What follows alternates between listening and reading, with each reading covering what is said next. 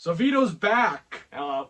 But we're in a different room this time. It's the same room that I shot with Bobby for the Halloween video when the power went out in my house. And look, Vito and I were wearing the Mario and Luigi shirts. And the sequel to the Super Mario Brothers movie is coming out, Super Mario Galaxy, and Brie Larson's going to be in it. So I don't really think I'm going to see that one. But last time, when that movie came out, everyone was talking about the 1993 film because, the first film was coming out right when, right before, during the 30th anniversary of this movie. So it was all perfect timing. I really wanted to talk about it back then, but a lot of stuff, I was too much at the time. I couldn't find the time to talk about this. But now that the sequel's out, I have time to do it, so I'm finally going to talk about the very first ever video game movie, Super Mario Bros. From 1993. Let's get into it, Vito.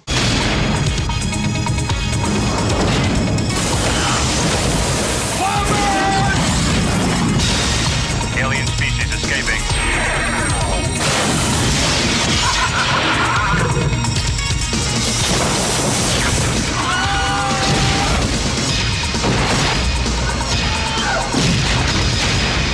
Whoa, cool!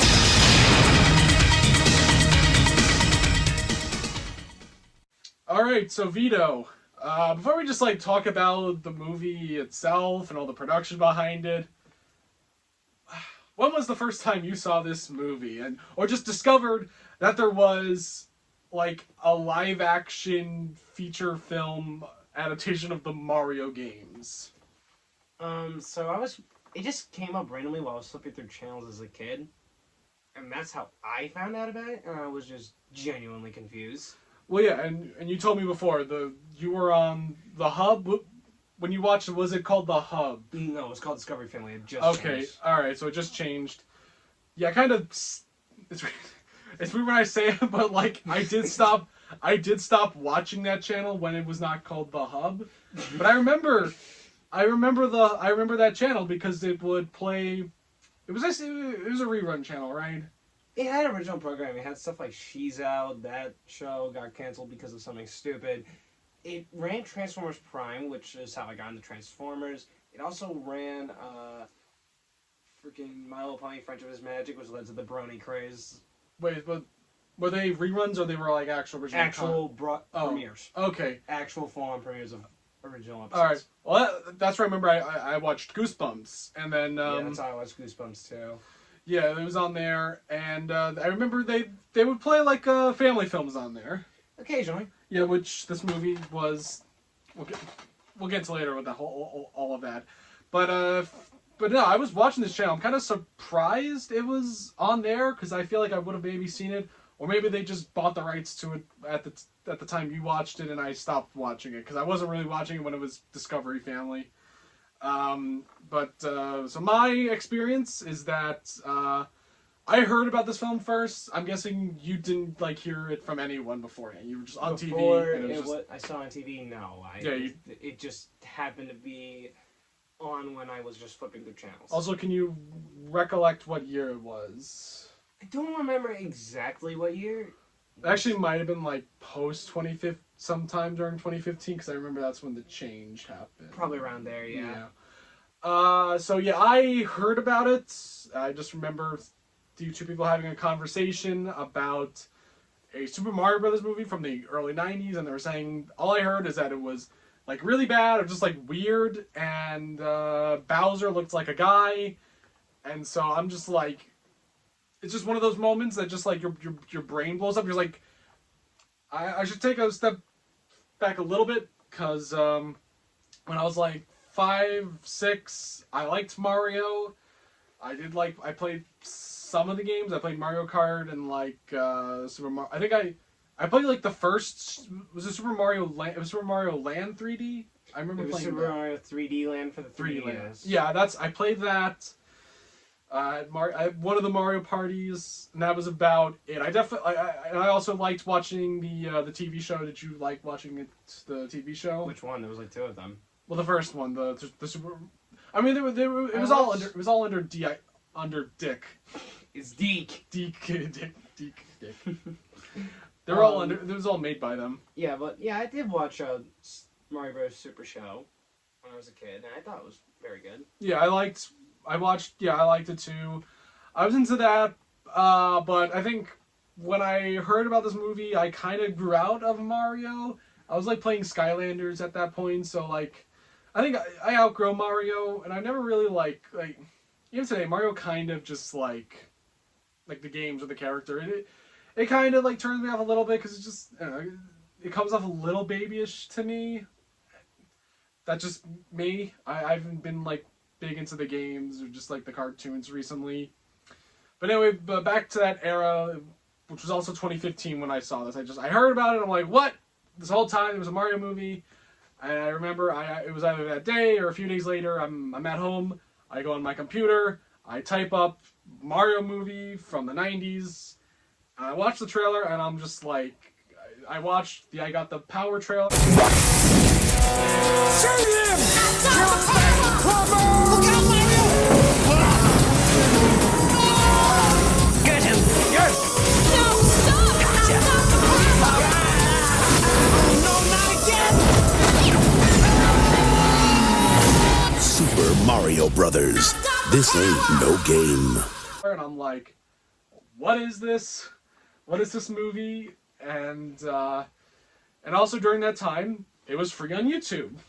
It was free for everyone to just watch and just be in shock that like it was made and that it happened in the 90s, and because it's a movie that came out and really did like it went and just kind of just got rediscovered years later by people like me through the internet. And yeah, I watched the full thing, and I'm just like, what am I watching? And when it was over, I'm just still like, I did not have an opinion. Because again, I was just like, what is this? Like, I didn't really want to call it bad because it was different. Or good. But again, like, after I watched it, it was not the last time I saw it, because I would watch it again and again. I definitely watched this movie like a few times on YouTube, like on repeat. I tend to do that though with like, I don't say like bad movies or just strange movies. I might just like be like watching it on repeat just as like a way of like what is this? But yeah, I watched this movie a lot. Back when it was free on YouTube, because I was just like for a bit, like I was just watching it because it was just like, this is so weird and bizarre, but at the same time it's like kind of cool because it's got like these cool car chases and like guns, and there's like cool dinosaur monster stuff. We'll kind of get into later about the dinosaur stuff, but during like the late 2010s, Nintendo, it was definitely Nintendo. They took it down. They took it off of YouTube. That just sounds like what Nintendo would already do, because the Nintendo Ninjas, they're always the same. Yeah. Nintendo took it down, and it's not a film you can really stream anywhere. I would love for people to just like maybe watch it on a nice free streaming service like Tubi, but no. Even on Tubi? It's not streaming anywhere. You can't even like rent it on YouTube itself. So I was able to buy this DVD copy at Stop and Shop for $12 at the it was like during the pandemic. This is still like one of the most like amazing like finds. Like, well, Stop and Shop, they don't sell DVDs anymore, but this was like an incredible find. Just like to like find this movie that is like, it's like rare on DVD, because like this movie, it came and went like on even like with VHS. Like it probably wasn't even like a big like hit with rentals, and because the movie sucked. Yeah, and so yeah, I okay. Anyway, let's just talk about how this like movie got made. All right, so Super Mario Brothers. Well, it kind of goes further back because Mario technically his very first game was Donkey Kong. If I'm Yeah, it was Donkey Kong started out as a game that was supposed. No, I'm thinking of shit. It's a game. It's an arcade game, classic. You know, you jump, you climb up ladders, and you have to make it to the top to get to not Peach, to rescue Pauline, and Donkey Kong is holding her captive. It's very King Kong-esque in plot. yes, and Universal even sued Nintendo over it, which Nintendo won. But then after that game, and also then there was Donkey Kong Jr., where Mario holds Donkey Kong captured this time. That game was good though. Yeah, that is what happened. But then after they made the game Super Mario Brothers, let's not get too deep into the games. Actually, they made the game Mario Brothers, which was a right. different thing. Oh yeah, there was a different game where like I kind of remember playing it like at a store once. It's like I forgot how it was. It's like you play Mario and Luigi, and you're trying to do what again? You have to get like crabs out of the pipes. I think is the best way to put it. Basically, they're enemies, and the way you knock them out is first you have to get under them, and then you just hit jump to flip them over. Then you can go back up, and then kill them. Okay. All right, but then they made the game in 1985, Super Mario Brothers, the famous side-scrolling game, which would obviously would lead to his very first film in 1987 with Mario: Great Adventure to Save the Princess Peach. Very long title. You know it exists, right? There's an animated Mario. Yeah, it just never got released in the U.S. There are fandoms of it on YouTube. Nobody knows. No one really knows. Like, okay, I could kind of get it not getting a theatrical release because I saw the runtime. It's like an hour 13, 14, which isn't really like that's not really the traditional. That's not like the proper runtime for a movie. Like it's usually I've seen movies with close to that screen time they'll get a theatrical release. I think it was it's just kind of rare. I think it was just more of, even though weirdly enough this was also like around the time when anime was booming in the U.S. But it's not really an anime though. It's just an animated movie from Japan, really. Yeah, but what I'm trying to say is that like exports from like Japan of like films and media and stuff became very much more softer. So it surprised me this never got an English release at all. Yeah, like even like a VHS release at most. Like I'm surprised they didn't it never got that kind of. There are fandoms of it that you can watch on YouTube, and most of them are pretty good actually. Yeah, I think in that one like Mario he gets into like the Mushroom Kingdom through like a TV. He's playing a game one night, if I remember, and then he gets sucked into a TV. Okay. Weirdly enough, Luigi doesn't wear the green and blue. He wears more like a beige yellow. I think so. I think I saw something about that. As I was writing my notes, actually I found out that Dick Entertainment. I think Nintendo like gave them permission or the rights to like make their own. They could have made their own like film based off like the Super Show, maybe like the same like I don't know Captain Lou Albano would have like and like the rest of the cast voiced it and like they would have made like a big adaptation, like a big movie. It would have been what it would have been like, kind of how we had you had Batman Mask of the Phantasm come out during like the live action Batman movies. It could have been like that, but there was that option. But the rights to get like a movie were like all over the place. I think Dustin Hoffman attempted to purchase the rights, and he wanted to make it with him as Mario and Danny DeVito as Luigi, which is interesting because it should really be vice versa. Yeah, I was about to say I feel like Danny DeVito should be playing Mario. Yeah, he should be Mario. I think it's like all over the place of like who is supposed to be Mario and who is supposed to be Luigi. Another one that was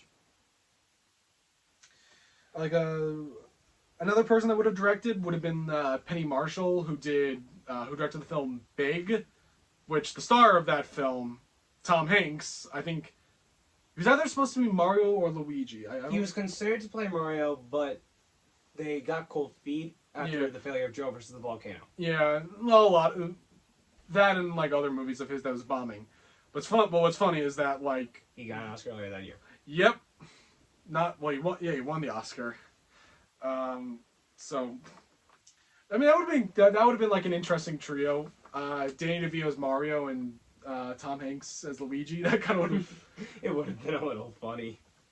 And also speaking of Danny DeVito twins, I think Arnold Schwarzenegger was like an idea for Bowser. That would have either been cool or it would have been like Mr. Freeze, Batman and Robin. But no, actually, I think it would have been cool. I blame Schumacher for that one. But Yeah, I think. Well, not the version that we got in this film, but I do think like like Arnold Schwarzenegger as like a dragon dude bad guy. That would have been like pretty interesting. But so out of all of like the rights that were going back and forth, it fell into the producer Roland Jaffe, who directed a film called The Killing Fields, which is like, it's not like it's not a happy movie. It's a movie about people dying under a genocidal communist regime. sounds like the perfect it's a- person to get these rights. Yeah, it's like the Schindler's List of the 80s, and his other movie, he directed that one, also probably produced it, but like the stuff he produced was definitely like, I think like these Oscar baity dark dramas, and he was like going back and forth with like what directors to get. But I gotta quickly stop. But it's still interesting. Like it was him and his like independent company that got the rights, because you think like Mario would get would go to like a big studio like maybe Disney or Universal, Sony, Fox, Paramount. Any of those studios you think would get the rights to make a Mario movie. But no, they gave it to Roland Jaffe, and Nintendo definitely regretted this. I think they wanted Mario to be like experimented in film. They wanted a weird adaptation. I mean, which they got. They sure did get one. The weird they wanted. But anyway, I think it was like Roland Jaffe from the get-go. Like he wanted to do like a darker like take on Mario because he made dark movies. Well, that's kind of the issue. I feel like there was a clash to either. I think they wanted to make a dark movie, but also add this like. I think they also wanted to add like that like a Ghostbusters aspect to it, which you can kind of get. Ghostbusters. The whole point of the movie. It's about these very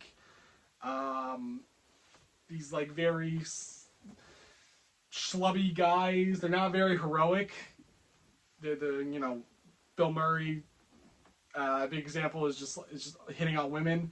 I think they wanted to go with that aspect of Mario. Like, okay, it's kind of like they probably wanted to maybe be like these quirky, lousy plumbers, something. Have to like go on an adventure to save a princess, which makes sense. And even like with Danny DeVito, like, and when you see how he is on like It's Always Sunny, like he'd be funny if like playing Mario if you wanted to do like. I guess an R-rated take on Mario. Would you really want to see though an R-rated take on Mario? I mean, after you see like if you made like a bunch of other like kid versions of Mario, I guess you would want something darker. But the thing is, we gotta get. We'll get to the point where like Mario, where like it's kind of just like the issues with the tonal shifts of this movie.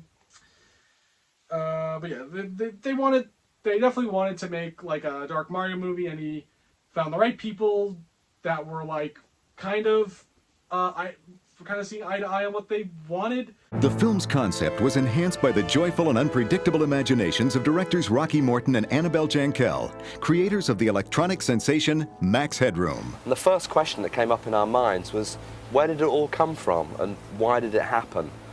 And as soon as we started asking those questions, everything seemed to slot into place.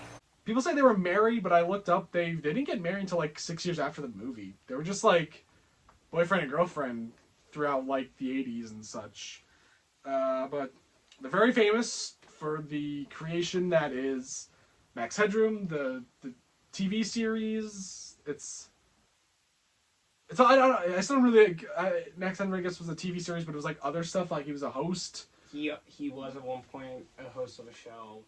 He was also part of a marketing campaign for Coca-Cola at one point, I think. And I know there was like a famous hack, TV hack, where someone The hijack during Clutch Cargo, and they have it again. It still has not been caught.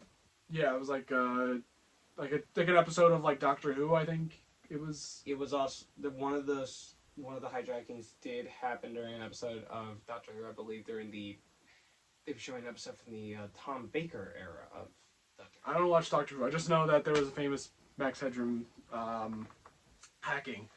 But Max Headroom, obviously, we know he would appear alongside Mario in the film Pixels, and there's a character in this movie that kind of looks like Max Headroom, but we'll get to that later. But outside of, but yeah, they were like artists first. They're kind of like Tim Burton. They were like artists, animation, and I think they did some like novels or something else. They mainly did music videos. Yeah. Of... Their first theatrical film was like a Dennis Quaid, Megan Ryan film called DOA, which got lukewarm, decent reviews. I don't really know that much about the movie. No one talks about it that much. I don't think it did well at the box office. But yeah, I guess Roland Joffe and the two like saw eye to eye because they wanted to make it. The idea was definitely like what Batman 89 was to like the Adam West show. It was just a dark, gritty movie, and it was awesome. That's definitely what they wanted to do with Mario. They didn't really get that. So now this movie had a lot of different writers going back and forth. It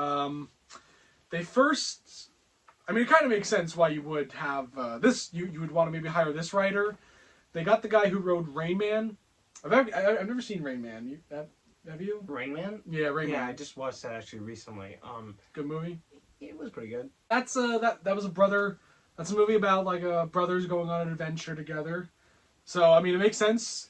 You'd get him to write a movie about the Super Mario Brothers, and from what people were saying is that people called it Drain Man, and they were saying like it was boring, or like it was very dramatic what he had, but it kind of like when like it definitely started off a little too like fantasy. Like it might have had like a Shrek vibe to it, honestly. Honestly, I wouldn't mind seeing a Mario movie though with kind of like a Shrek vibe to it. Over like what we got eventually with Illumination. I like the Illumination films. All right, we'll say that for another day. Well, Illumination film, we're not at that point yet. Yeah. Okay, but eventually down the line they would try to make it. They try to make it darker, but then they try to make it a little lighter. Another writer to mention that they did get to work on the film. Well, I should mention like there are 3 writers credited, but like this movie had like a lot of writers anyway. The script basically, according to what the actors have said, literally changed like every other week. Yeah. Two writers only wrote like this Ethan Hawke movie before it, but the other one was Ed Solomon, who he wrote a film called Mom and Dad Save the World or Universe, starring Jeffrey Jones, and another kind of like the guy who wrote Rain Man. He also wrote the Bill and Ted movies, movies about these two guys' adventures, so you'd think he'd be an ideal choice to make a movie about the adventures of these two guys. You'd think his career would be over after this, but he actually would. He was like one of the writers on Men in Black, so he made that after. Which one? The remake? The first Men in Black. He wrote Men in Black after this. Oh, thank God. Yeah. So yeah, but I don't know if he's to blame for why this movie. Or no, he's not. No, not really gonna blame the writers that You much. can't really blame the writers more than the production. Yeah, but that's just that's just something to note. So the man they get to play, well, he's not the title character really, but to play Mario, the famous plumber himself. They got Bob Hoskins, who was like a British actor. He explained in interviews. I used to do Shakespeare and wear tights, but now I'm playing this little character that bounces up and down in a game. And he was starting to like appear in Hollywood films. Did he appear in Roger Rabbit before or after? Oh, it was before this. Okay, I wasn't sure. Yeah, I think he did like a movie called like Mona Lisa. I've heard the name, and then yeah, he was in Who Framed Roger Rabbit, which I think that kind of, made Hollywood look at him. He was Mr. Sneed in Hook, and then he did this movie, and then he hated doing it so much. Gonna be honest, I feel like he hasn't been in a lot of he wasn't really. I don't know if it was him or maybe Hollywood blacklisted him, or he kind of really wasn't in a lot of movies, honestly. But I should note he's in Terry Gilliam's Brazil, which definitely this movie kind of took some elements from that movie. I'm just gonna say that. I like him in this. I like Bob Hoskins as Mario. He definitely nailed the person I guess most people were probably expecting more for Chris Pratt's Mario to be, where it's like a full-on actual Brooklyn accent. Yeah, Brooklyn, and while Danny DeVito kind of just is like the ideal choice for Mario, it's a good second choice, honestly. I can't really imagine anyone else playing, he's definitely like a good second choice. Also, by the way, I think he was like a choice for Wolverine. Not for the 2000s X-Men, but Who, Danny DeVito? No, Bob Hoskins. I think I think it was like him and Angela Bassett would have been like Storm. I think she was on the table for an X-Men movie either in the late 80s, early 90s. I don't know how I feel about Bob Hoskins portraying Wolverine. That could be kind of cool. It could have been depending on the direction, but I don't know. I still have a hard time seeing it with him. Yeah, I like him in this movie. But him being like an English actor, you gotta be honest, sometimes during the movie you can kind of hear his Cockney come through a little bit. It's alright. Yeah. No, he's still really good. But there's moments where I think his Cockney British accent peaks a little bit. But still, it's good. And then you got John Leguizamo. One of his first big movies as as a principal character, plays Luigi Mario. I mean, look, they are called the Mario Brothers, but he's in the movie. I mean, he's good. I'd say he was pretty good. Yeah, he did his job. Compared to Bob Hoskins, who admitted that he didn't really know much about Mario. No. He needed it explained to him from his kid, which I respect. Yeah. John Leguizamo actually was a huge fan of the Mario franchise, to the point that when he got offered the role, he literally turned down a TV show that was supposed to be based on his life just to play the character. Oh yeah, he's also a comedian, but I've actually never seen a piece of John's stand up. I don't think I've seen any of it either. Is he does he do stand up, or is he just a comedic actor? I don't really get it. I think a mix of both, maybe. I mainly know him more for being a comedic actor, but because comedic actors usually do get their start as comedians. So, but I've never seen him do stand up, if that's what he. Oh no, yeah, he does do stand up because Spike Lee, I think directed a stand up special of him. So most people may know him from I guess more recently being in Encanto. Oh yeah, because he's Bruno, right? He's Bruno. All right. I like him in Summer of Sam, which we mentioned earlier. I like that movie. He's good in it. I mean, John Leguizamo, he's kind of there in movies. He's not the worst part of a movie. He's not the best part. He's he's a good actor to have in a movie. The first movie I saw John Leguizamo in was Ice Age. Oh yeah, that's Sid. It took me a while to realize they're the same people as He's also in Spawn. Oh yeah, he was. He put the clown on a violator. Fat Klein. I never seen Spawn. I do kind of want to watch it. The animated show is really good, and the movie, compared to most, I actually like Spawn. But we'll say that if we ever do that in another video. I don't know when, but he's. I do wish, going back to the whole thing, Danny DeVito would have been the number one choice to be Mario, because obviously he's Italian. Bob Hoskins isn't Italian. he's British, and John Leguizamo is of Colombian origin. So like, wish there was real Italians in this movie. And now John Leguizamo, he's gone from impersonating an Italian to now playing a Greek in Christopher Nolan's The Odyssey. Oh yeah, he is on The Odyssey. Yeah, he's going to be in The Odyssey playing a Greek, and he's not even... Tom Holland's British, and he's playing a Greek. It's a terrible... I know, it's a terrible... It should have been an all-Greek cast. God damn it, Nolan. And then the best actor in this film, Dennis Hopper. I play King Koopa, the Lizard King. Playing President Koopa, or King Koopa. He wasn't... Okay. He's not the worst part of this movie.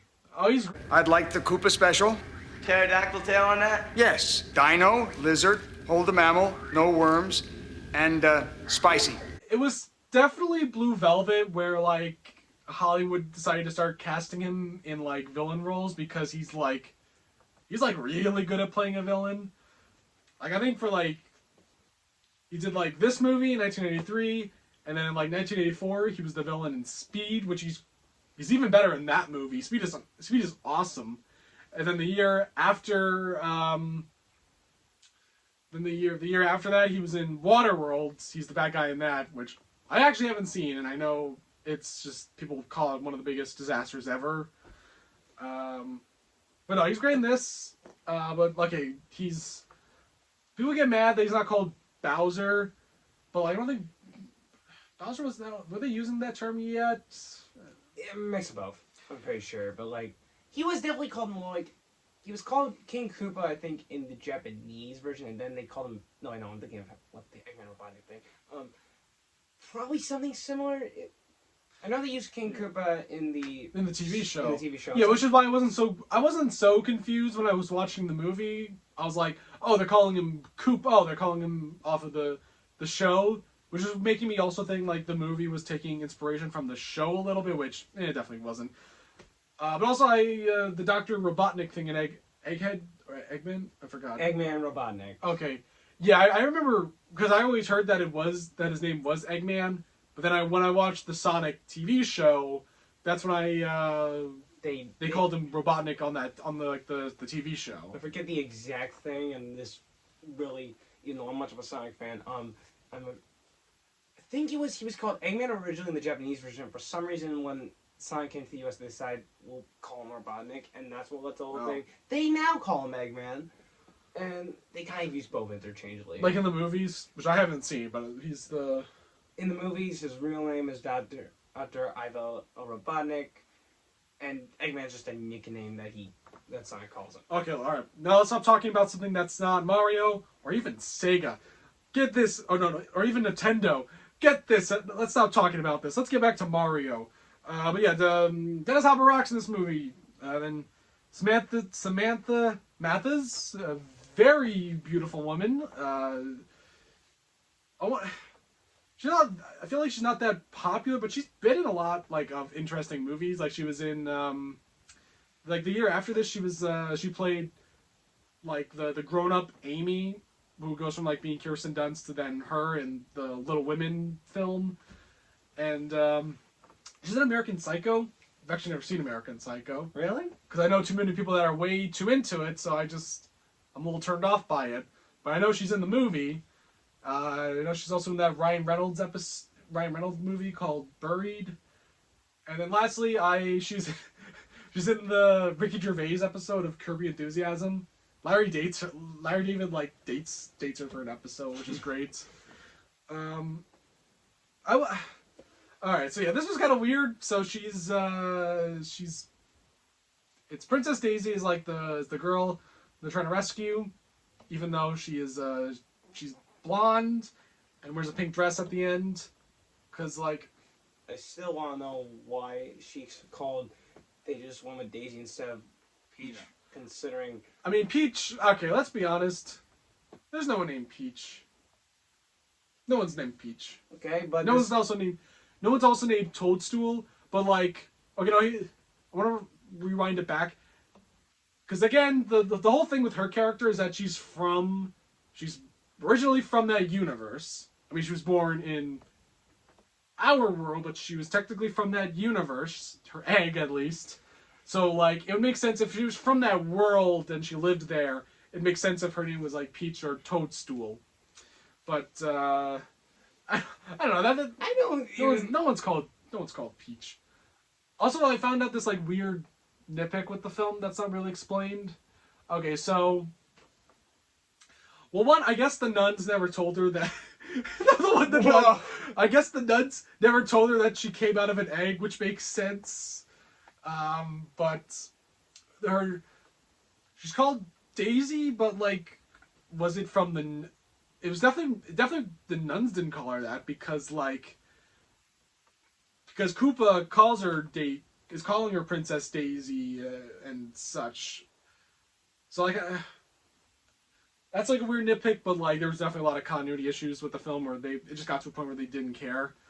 So yeah, so I don't know like where the name. Maybe there's a note that said her name is Daisy. I don't know. I don't know. Weird nitpick. I'm not gonna get too into it. Another thing though is that like okay, so let's say the nuns did cover up her whole like egg baby, like. Okay, I feel like she would have like gone through life like at least doing like going through like physical exams and like blood tests where people would just like I think like doctors would be like this girl is not like regular humans. She's like cold-blooded or like she's got like reptile not reptile like bird DNA. Her DNA is close to bird. They would have been. Am I making sense? Like I feel like you're just making sense, but at the same time, she's an evolved dinosaur. She went on with her life to like. I don't think it's too deep, but like, come on. I think it's more just an oversight. I know people would have just figured out that like, oh, this woman is like. This is like a weird woman with like weird bone. Her bone structure is different from everyone else. Wasn't her bone structure though of a human? Well, no, I mean, but when she doesn't really know it at first, but when she's like looking at the remains of her dead mother, like we see that like the head looks like a dinosaur head. Okay, listen, I don't even want to think about the implications. Please, no. I've just been thinking about it. I don't need this image in my head. Okay, but. I mean, I do think people over-exaggerate the whole Princess Daisy thing because it's like, I don't know, it's whatever to me. Even though she dresses like Peach, but it's whatever. I don't think that's like that important. But she's fine in the movie. I don't have that much of an issue. Then you get the comedic, the Koopa cousins in this movie. Who is trying to get rid of? You know who? A radical development is taking place. And Spike will set the pace. Koopa! The party Koopa! The Koopa Koopa! Fisher Stevens, who he's been in like Wes Anderson's like recent films, like everything. He's been in like I think everything from like Grand Budapest Hotel to like Asteroid City. I saw him in Song Sung Blue. He's the one with the dreadlocks. He's that Koopa cousin. Yeah. He's been in a lot of stuff. Yeah.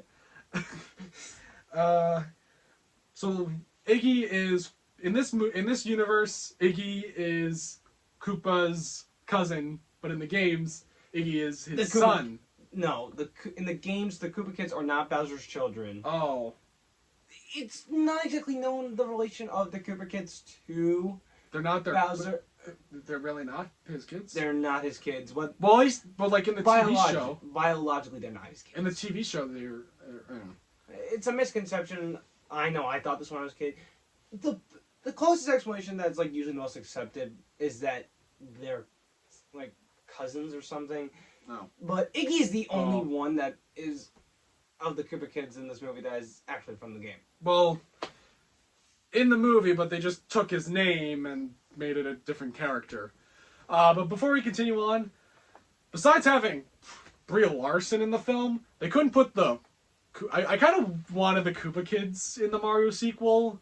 I think it's just more interesting than just having, like, Bowser Jr. You gotta agree with me. It's kind of cooler if, like, you had a bunch of... I feel like if the Koopa kids...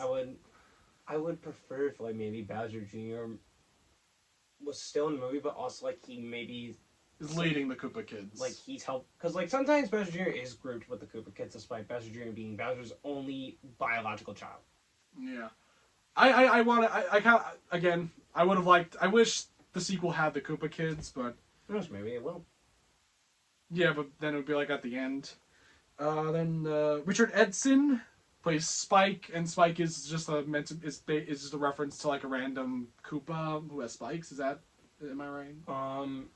There's spiny shells.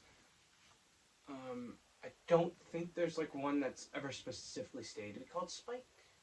Okay.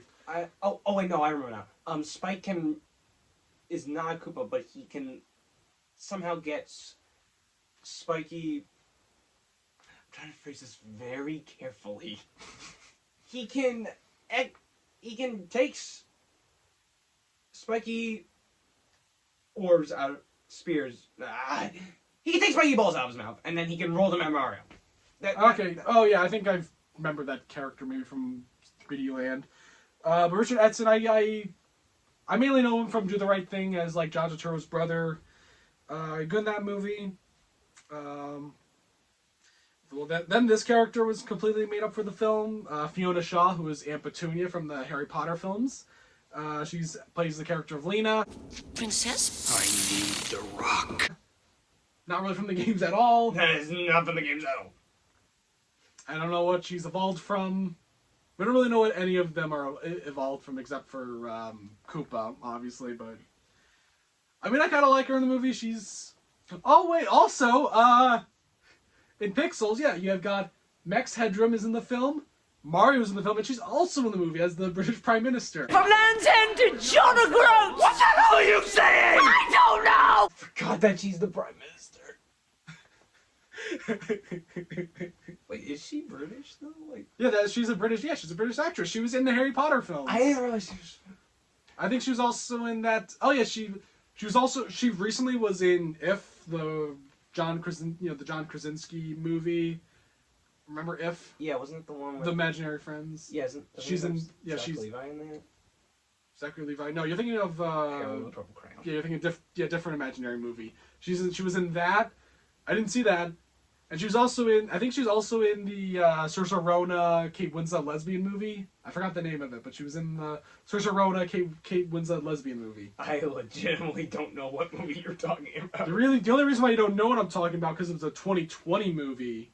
That's why you don't know about it, because pandemic. Yeah. No, she's good in the movie. Famous musician Mojo Nixon. You ever? He died. He died 2 years ago. Really? I didn't know that. Oh yeah, I didn't know Why that. He passed away, but he plays Toad. You know the law, Toad! In a cameo, really. More of a cameo. Yeah. Even when I saw it, I was like, it was one of those moments where I'm just like, You forget he's there. you're just like, wait, oh, what? That's Toad? What? I'm like, Wait till we get to Yoshi. okay, well, Yoshi kind of makes sense. When I saw him in this movie, like, what he was, I was just like, wow. It's like, what is... And it's just funny, like, how he just, like... I kind of like his... Yeah, I just kind of like it. I like his little song. Ain't got no water anywhere. Food's bad. So dare. By the way, I think Tom Waits was like the original choice. You know Tom Waits? Vaguely. He's the Renfield in the Coppola Dracula. He was he's in almost every scene in that movie is great. He's in Licorice Pizza in that scene with Sean Penn when he's like on the motorcycle. He's like, it's an awesome scene. Tom Waits is an awesome guy. He would have been a funny choice to play Toad because he's got like a cigarette. He's got that like very deep voice. But I kind of like the Toad scene is very random. And they played then Donna Kaminsky plays the character of Daniela, who was like originally Paulina in one of the scripts that were like made. Another interesting actor that kind of got into this film is the character of Scapelli, who is not explained in the film, but in like the deleted scenes, they were like, him and Mario were actually like friends. And the actor they got, Gianni Russo. Gianni Russo, the actor they got, Gianni Russo. He played the role of Carlo. Carlo in The Godfather, Adrian's like abusive husband. I remember. That's a career. You star in one of the greatest movies of all time, and then you star in you do star in one of the first video game movies ever. One of the worst. But his scene is actually, he does have one of the funniest scenes in the movie where he gets turned into a monkey. That scene is awesome. Give me that Devo gun!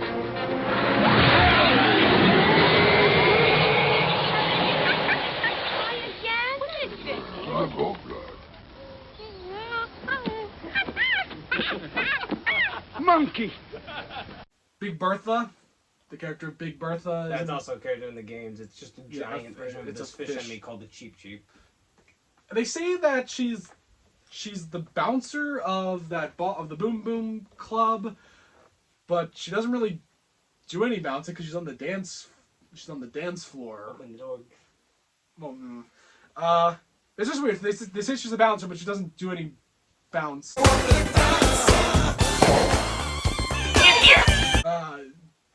Weird scene in the movie with her and Mario. That was kind of neat. So then we'll just talk about some of the weird cameos that are in this movie. Lance Hendrickson comes at the very end playing just the king, not King Toadstool. I'm kind of jumping a little forward, but the sequel comics, they gave him a name called like Resner or something. Like put it right here, but they gave him a name though in the comics, but he kind of randomly comes into this movie, Bishop from Alien. He doesn't even look like, you don't even recognize him because he looks more like Max von Sydow actually. That's what he kind of looks like. That would make sense because Max von Sydow played like kings before in movies like Conan. The very famous Frank Welker, he plays like the voices for like all the creatures of this movie, like the Goombas. I think he did almost like every creature, I'm pretty sure, in the movie. Go Goomba! Join the Goombas!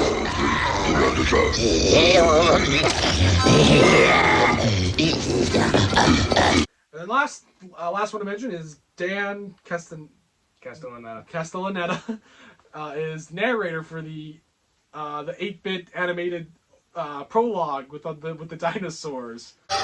A long time ago, the Earth was ruled by dinosaurs. They were big, so not a lot of people went around hassling them. I think this was it was like a last minute addition because of I think people that saw the test screenings were just like confused about the dinosaur stuff. So even though throughout the movie they're constantly like saying what happened with the meteor. The dinosaurs and the meteorite. Oh no, this production was kind of part of adventure, a shit show. So yeah, but but they added this all in very last minute. I'm gonna be honest, I don't really mind the 8-bit. It's whatever. It's a video game movie, so like it's kind of fun. It's a fun little scene. Dan is the voice of it, and Dan would also be he also had a brief role in another movie that had a shit show, Fan Four Stick. So just don't cast Homer Simpson in your movie. I think that's a clear lesson to just learn from both movies. Just don't put. I honestly forgot he was in Fan Four Stick because Yeah. Well, he comes and goes in that movie. Yeah. So a lot of people say this all the time. This is famously the first ever video game adaptation of a video game or whatnot. Because there are movies, in the 80s, there were a lot of movies that were just about, like, video games or computers. You had Tron, Cloak and Dagger, War Games. I talked about this all on my Tron review with Ryan. And Nintendo did have The Wizard, which I haven't seen. I've never seen The Wizard. It's one giant commercial. It's okay. They set up the Power Glove, and the Power Glove... terrible, right? It is very bad. Have you used the Power Glove? No. Yeah, but I've never seen it because it's not really streaming anywhere. You have to go out of your way to find it. Yeah, It definitely, from what I'm seeing, like it definitely tried to be like a classic people would watch, but like clearly it's just no one's watching it. It today. also was very much a nonsense.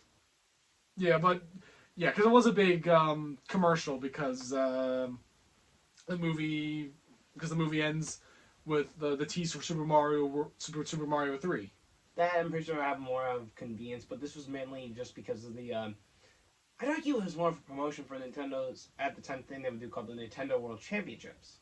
Okay, but still, no one knew what the Super Mario 3 was, right? Or Super Mario 3. We didn't know if it was coming. This was literally our first confirmation that was even real. I'm pretty sure.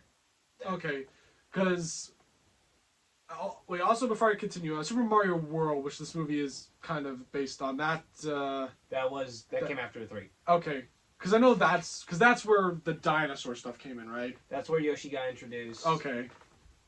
Which, fun fact, Yoshi was originally supposed to was conceptualized as far back as Super Mario Bros. For the NES. So. Alright, but. So this movie, it's hard to talk about this movie because this is one of those movies like everyone talked about. And like I said before, back when the first Illumination film came out, a lot of people were also making videos on this. And it's well known this movie was just a shit show. They were drunken shit show. They filmed mostly in North Carolina in a cement factory. I thought it was the same location where they filmed, the factory from metal factory from Terminator 2, but it's not. I don't think it is. But they filmed in a cement factory, which I'm gonna be honest. When I saw this movie, and that's an interesting choice. You never really bought the okay, first off, it's called Dino Hatton. But I don't think they ever call it Dino Hatton in the film. You never really see that. I think they only say it once. Like, what scene, though? I don't remember. I don't remember it. I think they said it only once in the movie. Yeah, anyways, yeah, it's apparently called Dino Hatton. But really, it's the Mushroom Kingdom because Lance Hendrickson is turned into fungus, and the fungus has been taking over the city, with mushrooms growing over it. Henceforth, it's the Mushroom Kingdom.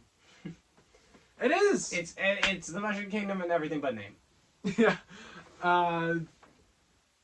Okay, but yeah, they filmed it there, and the directors were just terrible to work with. Bob Hoskins labeled them as the cunt and the cow.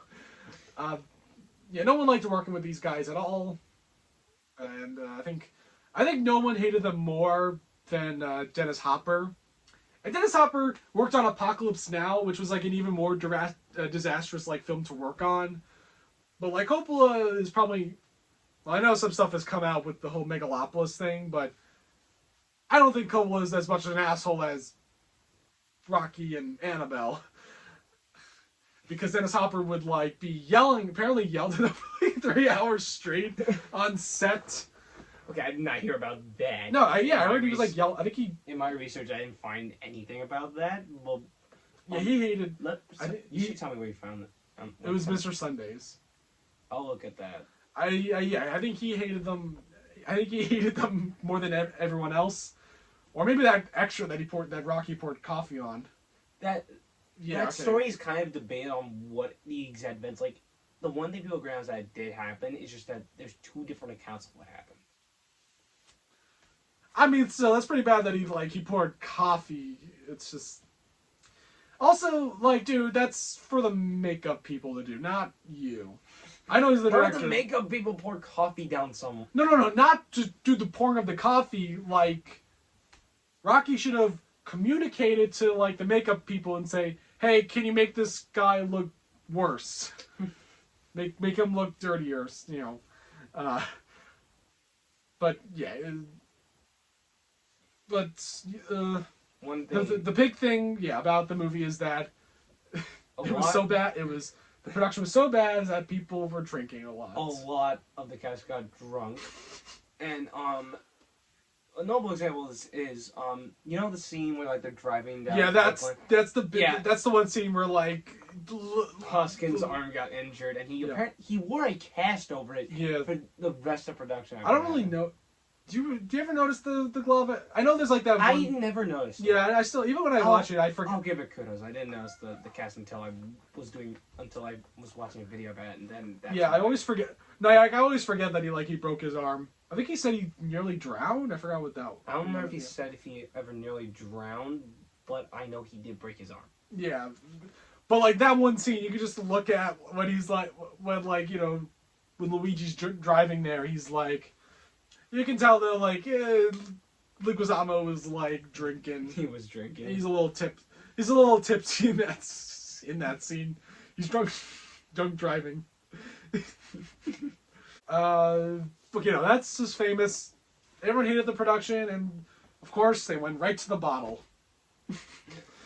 and I think because I think there was a specific bar I think they all went to, and then I think they left all their props there because the Nina the Nina like skeleton rock. Is at that bar? It's still at that bar. Is the bar still? Currently, I think it is. I don't know. It's in North Carolina. It's a trip you would have to take. So yeah, no, I'm not killing anytime soon though. I think it's very funny to me how like it got to that point. But I mean, okay, now we're just gonna really talk about how we feel about this movie that is very okay. This movie, it shit show to make. They hated the director so much that also they did not allow them in the editing room. They locked them out. Yeah, he had to go to the DGA. At first they were in the editing room, but they became. I'm pretty sure it was like they were first in the editing room, and then like they became too much of a pain in the ass that they just like wouldn't let them in, and that's when they went to like the DGA. I'm pretty sure is what happened. Yeah. But yeah, that all happened, and then the movie came out.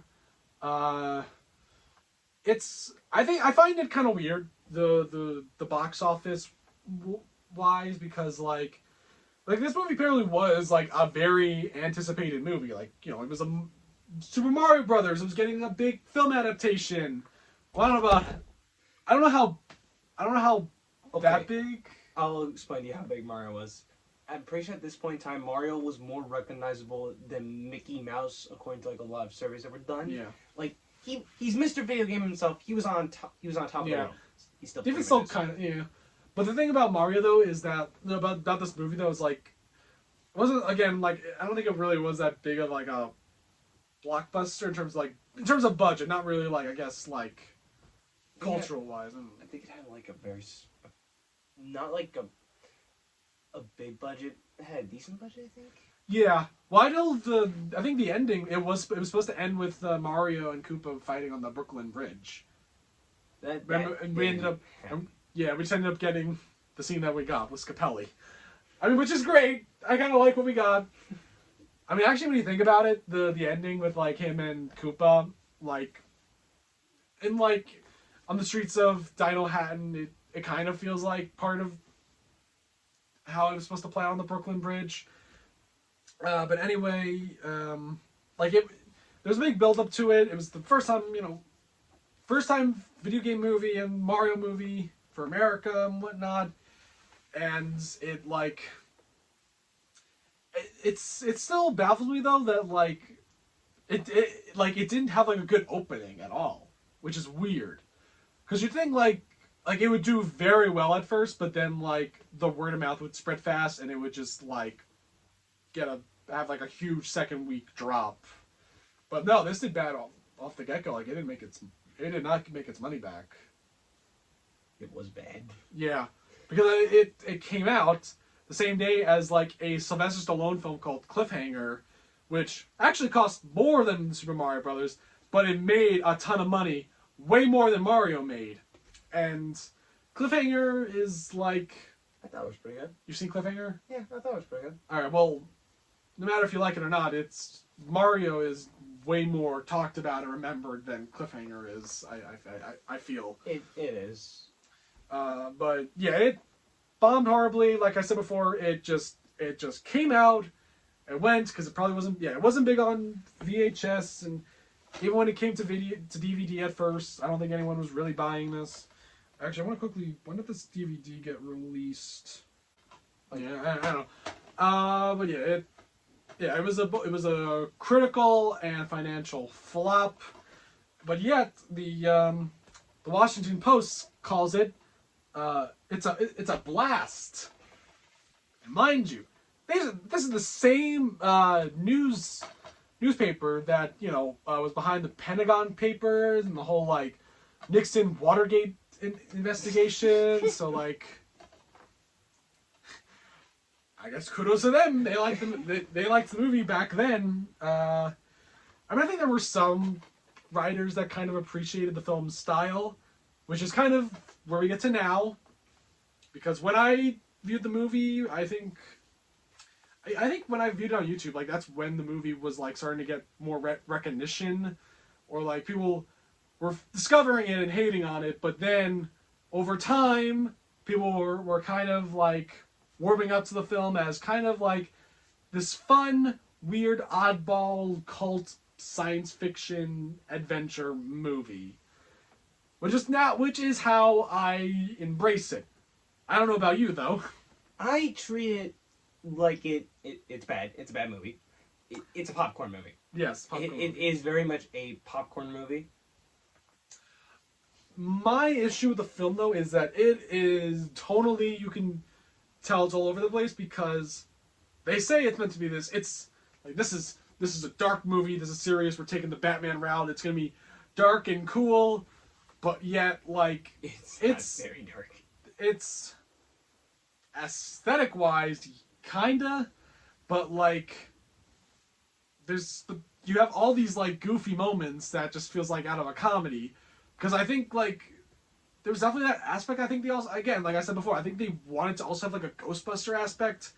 Like totally the movie is a little muddled. I still enjoy it though. I still enjoy the weird costumes and the set design. But just to finish what I was saying about like the cement factory, like when I saw the city, like I never really saw it as a actual city because it just always felt like it was on a set. Not technically a set, but it was a set. It was like an interior set. Like it never felt like I a get real. what you mean. Yeah, because like it never felt like it was in the real. You're in the real world or whatnot. Like you can just tell though. There's a ceiling. It feels like a mall. It's almost like it just feels like a crappy mall that you're in. Honestly, if that makes sense. That's what it kind of feels like to me. Like another movie like that, like Batman Returns. Like the set design, you can just it just feel like everything is inside a studio. Unlike the first Batman, where like the Gotham wasn't like a soundstage. It was like they actually like built these like these cool like exterior sets that felt like a city. I mean, that's not like the production and design of Batman Returns. I'm just saying both movies don't really feel like you're in a real like you're outdoors and such. But yeah, it tries to be a lot of things. I think, yeah. Besides Batman, like the big inspirations were definitely, the city aspect is definitely Blade Runner, and then the Mad Max style because like the cops especially they kind of look like how some of like the bad guys in Road Warrior dress. There are some people in Road Warrior that looks like that. But they also did the TV show, the Super Show, there is an episode called The Toad Warrior where they did like a Mad Max parody. Do you ever watch that episode? I don't remember that episode. They did do a lot of episodes that were like parodies and stuff like they did. Yeah, a lot. They did Star Koopa was kind of like a mixed parody of Star Trek and Star Wars. Actually, I never saw that episode. I still haven't seen this. I haven't seen the Star Wars episode they did. I saw the episode. It felt to me because it combined aspects of both Star Wars and Star Trek. Yeah, they both. I know the They both did like Dracula and Frankenstein episodes. They didn't. Do you remember the Indiana? I know they did an Indiana Jones episode. Yeah, I remember that episode. I saw that episode actually before I even saw any of the movies. They didn't. They did like an Indiana Jones episode, and they had no face. The second episode was that they ever did for that one was a Western. Yeah, that was literally. Okay, that was the one where they parodied. Yeah, not really a movie. There was one that they did parody the Lone Ranger. In a sense, and actually, I don't know about Pro Lone Ranger. That was the name of the episode. Oh, okay. Well, I remember. Well, one episode they did a parody of Zorro, but he was called Zero, and actually it was a woman called Zero, but it was it was Mask of Zorro. Another one was this one is even like pretty like a that's like a nothing else did Mad Max, but like they did the Untouchables, but they were the Unzappables. I remember that one. I don't remember that one. It was basically like they were gangsters. Or like they were fighting gangsters. Koopa was a gangster, and that sounds in line with this show. Yeah, because it wasn't really. I mean, I feel like Super Mario Bros. 3 felt more intact with like the games, with the sets, because everything in like Mario in the Super Show was like kind of whatever, not very consistent. You could also though, I remember there was one episode where they literally just said that King Koopa made his own version of Alcatraz. Oh yeah, they did do that episode. Yeah, where they go to prison. I remember that one. Yeah, I remember Escape from Koopa That one. That one, I could tell they were just like, where are these puns gonna end? There was I remember there was a flashback episode where you see I think like Wario and Waluigi were in it as like background cameos. I think I saw that episode. That was it was like a flashback episode. But we got way off course there. Yeah, let's get back on track. But yeah, they wanted the Mad Max. There's definitely that Mad Max feel with the cars and some of the costumes. And then Die Hard. They definitely wanted the action pace of Die Hard, to the point where they thought about getting Bruce Willis to cameo as John McClane. Like, I don't know, like I guess like a random moment where he would have appeared in the vents or someone. That would have been a little too much. That would have just been like, okay, this is taking me out of this movie more than like it being like funny, right? Yeah, because again, like, what is this again? Is this meant to be? Are you doing like a cool, dark science fiction adventure, or are you doing a comedy? That's just the main issue. Is that it's just kind of all over the place. But at the end, I like it all. I like the production, the costume, the sets. Dennis Hopper as Koopa. It all ends up just kind of being so fun with just the stupidity, but at the same time just like the imagination behind it. It's just there's no movie like it. Well, there is, but like not to what this is. It's this like adventure movie about going to like an alternate world with like dinosaur people, and they got all this weird tech with guns. Like they use their guns not just to like shoot people with like flamethrowers or like de-evolve them. It's just also to make phone calls and make like and take photos. Yeah, and like then they wear like freaking like shoes that make them jump higher. Oh yeah, because that's meant to be the reference to like the thwomps that come down, right? I think so. It's been a hot minute. Yeah, there's that aspect because they do have and they're powered by the bullet bills.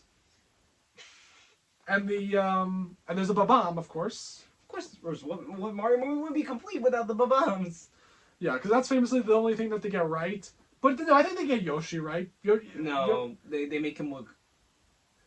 It's just him without the shell. They make him look like he doesn't have a shell. It's like you kind of forget that it's Yoshi. They make him look a little too much like a real dinosaur. Yeah, but I should add to the point. The visual effects on this movie are very good. Or like the Yoshi animatronic looks really good. The Goombas, who believe it or not, I thought the Yoshi animatronic was at first a puppet, and then right. It wasn't until I was looking into it, I was like, oh, that was an animatronic. Like I at first thought it was a puppet because I didn't realize you could use animatronics for films really at the time, and then. It just... I mean, everything was kind of like a mix of both in some ways.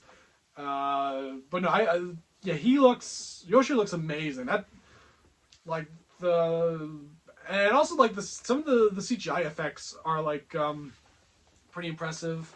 But also, like, I do like the Goombas. I like the stupid, I don't like the stupid ends. It's so stupid how disproportionate it is. Like, it's like one of those things I just laugh at every time I look at this movie.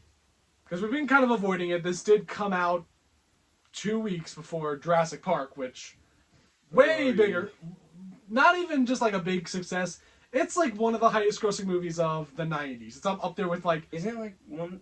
It's not one of the highest of all time, but like... No, for the 90s though, it's one of. It's like that. It's like up there. It's like that and like Titanic, and then Star Wars: The Phantom Menace, which was also another big letdown for people from the 90s. But it grew on people.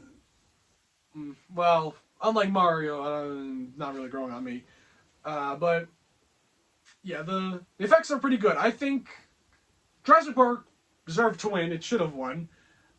I think Mario should have been nominated for Best Effects, but the Oscars, honestly, they're kind of have their own bias. I want to say they don't want to, like, I don't think they want to nominate bad movies. At the same time, though, they did nominate Suicide Squad to begin with for makeup, and they gave the award to Suicide Squad anyway. Wait, the 2016 one, right? I'm talking about Suicide Squad because it's a meme how it's like the first DC, it's like the only DCU movie to have an Oscar. Also, it beat the MCU to winning an Oscar with Black Panther for, like, at least, for something, it's but I feel like Oscars, they might have like a bias towards bad movies. I don't know. Because I think the effects were good. Because you know what was nominated up against Jurassic Park? What? Nightmare Before Christmas. That got nominated. I know it sounds weird. It is a little weird. Yeah, that got nominated. Oh yeah, by the way, both movies distributed by companies owned by Buena Vista. Because the Mario movie is technically a Disney movie. Not just by Light Limited, it's also distributed under Hollywood Studios. Or Hollywood Pictures. It's one of those titles. But it's a Buena Vista owned studio, which is Disney. So yeah, this is kind of a Disney movie. Not officially though, I think. I mean, it's all Disney to me. Because Nightmare Before Christmas was a Touchstone release. I don't think Disney didn't want to put their name on it at first. I don't think Disney really wanted it. At first, but now they like to claim it as their own. When it isn't. Well, I mean, I know it's Tim Burton, but it's the studio that financed it and such. So that's kind of funny. It's Disney, but now it's Universal. It's actually, I think Sony was supposed to do the Mario movie first. They were, I think. This, like he said, this movie the rights to this movie got passed around like a joint. I'm talking about the newer Mario movie, the animated Mario movie. Oh, that one. I think Sony was gonna do it at first, but then it went to Illumination. That would have been funny, considering Nintendo accidentally created PlayStation because of their failed partnership with Sony. Actually, as I'm saying this, with Sony Pictures, their whole thing with Spider-Verse and Lord and Miller kind of being involved with some of their films. Phil Lord and Chris Miller Mario movie by Sony with that Spider-Verse animation, or not Spider-Verse animation, but I think maybe Sony should have made the Mario animated film. Okay, getting way off topic, but Night Before Christmas, Jurassic Park went up against, and also Cliffhanger, which came out the same day as the Mario movie. That got nominated for its effects. But I think this movie should have been nominated for its effects, but I think the Oscars has a bias. But I think a lot of the technical stuff, at least what got in, was all interesting, and I think it's pretty cool effects. It's pretty cool dinosaur stuff. I will say they never really linger on the Bowser T-Rex at the end, or the Koopa T-Rex at the end. I wish we would have seen more of that. It's a cool look. They probably ran out of budget. Yeah, but no, there definitely wasn't an animatronic they made of Bowser, but like I guess I don't know. Something happened in the editing. Maybe they left it at the bar. Yeah, maybe. But I should talk about like why I like this though over like the Illumination film, and that it's a movie about the Super Mario Brothers trying to save the princess, not Mario, Peach, and Toad saving Luigi.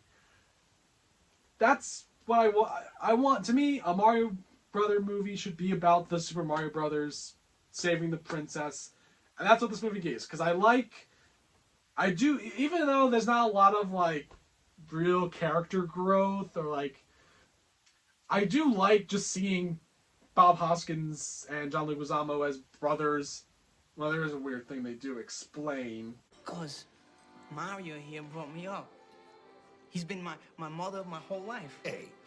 All right, my father. My father. He's been my father, my uncle, my brother, everybody. But anyway, I do like it as them together throughout the whole movie trying to save Princess Daisy. You gotta give it that. It really... at the end of all of it, with its aesthetics, the changing of the characters and whatnot, they still stuck to the idea of what Mario is about. It's about two plumbers brothers going to save a princess. They kept that in. Can you agree with that? Yes, but I feel like we're going to have a bit more of just like the brothers being brothers with this new Illumination movie. I don't know if this is going to come out before... it depends on... the Illumination, the Galaxy movie comes out. So, if it does, then hopefully I'm right. And if it doesn't, then hopefully I'm right. Look, that first movie, it did make up for it at the ends when, like, they touched the star. It made up for that part, but, like, I wanted a whole movie about the two of them trying to save a princess. And I do kind of like that, they do set up the relationship between Luigi and Peach, so, like, we do kind of care. We do want to see them get, we do want to see him save Daisy, and we do want to see them get back together. It does well. It does a good job, like, setting that up. But yeah, I like it. And also, Alan Silvestri did the score to this movie. Wait, really? Yeah, he did the score, and it's it's not as good as like Back to the Future, Predator, or the Avengers, but it's a good score, and it's better over like the Illumination movie, which like sometimes they play the Mario music, but then other times they're just playing like licensed music. Like, I don't know, I wasn't big into like the licensed music being played in the Mario movie. Like, the only one I actually remember from that, and yes, this is a real song. It was a one-hit wonder. Everybody bought the dinosaur. Bought the dinosaur. But no, I'm talking about the Illumination movie.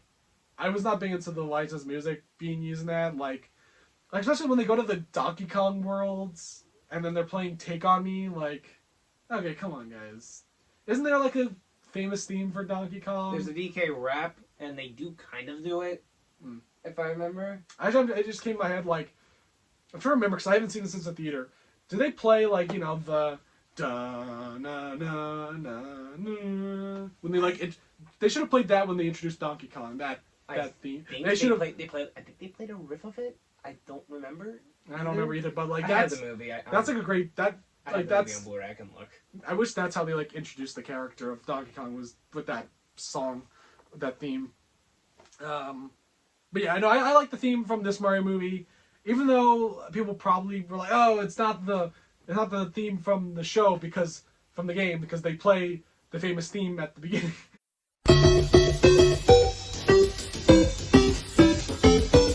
At the beginning of the movie to get people warmed up, but then they disappoint then people are disappointed throughout. I mean, like, what? Do you think it should have gotten an electric vibe? Kind of. Like, we're talking about the original, right? We're not talking about this movie, the original movie. I'm back to that now. Kind of, though, I don't know how I would feel about it. Okay. I mean, yeah. Overall, I like Alan Silvestri's score. And, again, I do enjoy watching it as, a popcorn movie.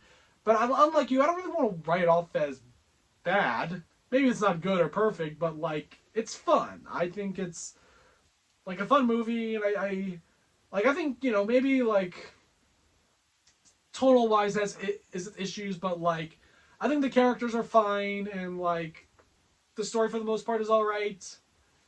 But I think it's a fun movie, and we didn't talk about this part, but like so it was the first video game movie.